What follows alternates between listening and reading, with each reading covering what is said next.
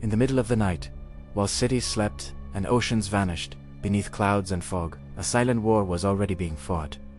There were no explosions, no flames, no warning sounds. Yet this weapon would change the course of history. Pilots never saw it, sailors never heard it, soldiers never felt it, but it was always there, watching, measuring, waiting. This was not a bomb, or a plane, or a gun. It was radar. And to those who first faced it in World War II, it did not feel like science. It felt like magic. Before radar, war followed ancient rules. Armies depended on human senses that had changed little for centuries. Soldiers scanned the skies with binoculars, strained their ears for the distant hum of engines, and trusted searchlights to pierce the darkness. Night was protection. Fog was safety. Bad weather was a shield. If an attack came unseen, it could devastate a city before defenses even reacted. For generations, darkness had been an ally. Radar shattered that illusion completely. Radar worked on a principle that was simple in theory and terrifying in practice. Invisible radio waves were sent into the air, spreading across vast distances at the speed of light. When those waves struck an object, an aircraft, a ship, even the thin mast of a submarine, they reflected back. From those echoes, operators could determine distance, direction, altitude, and movement.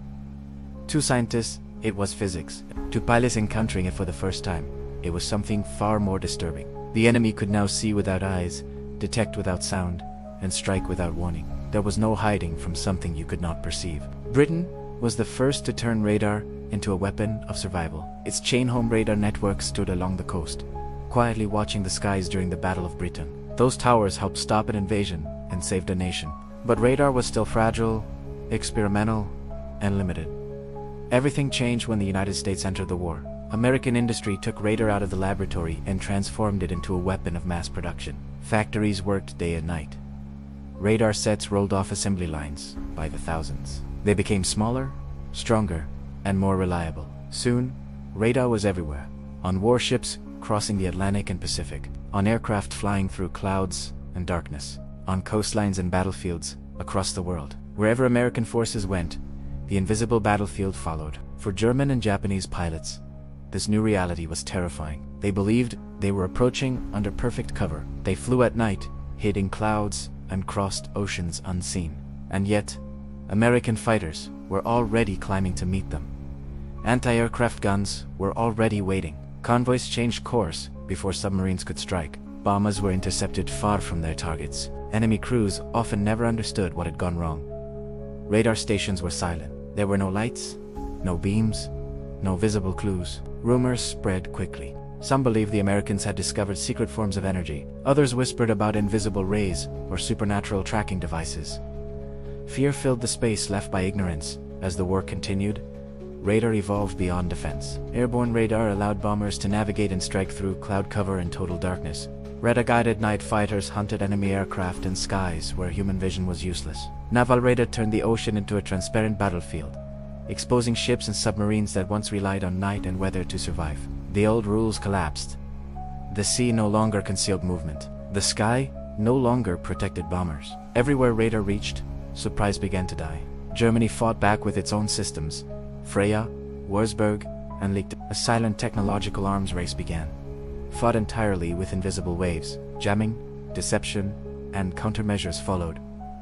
But innovation alone was not enough. Victory belonged to the side that could innovate faster and produce more. In that contest, American industry proved decisive. Radar sets were built by the thousands. Crews were trained. Systems were refined. Information flowed faster than ever before. War was no longer just a clash of armies. It had become a war of information, and the side that saw first almost always won. Radar's true power was not only technical, it was psychological. Soldiers understood bullets, bombs, and fire. They could see danger coming. Radar offered no such comfort. It removed uncertainty for one side and created total uncertainty for the other. Enemy forces were no longer fighting pilots and ships. They were fighting an unseen intelligence, watching constantly, silently, without rest. By the end of World War II, radar had permanently changed warfare. Victory was no longer decided by courage or numbers alone, but by technology, coordination, and industrial strength. The invisible had become decisive.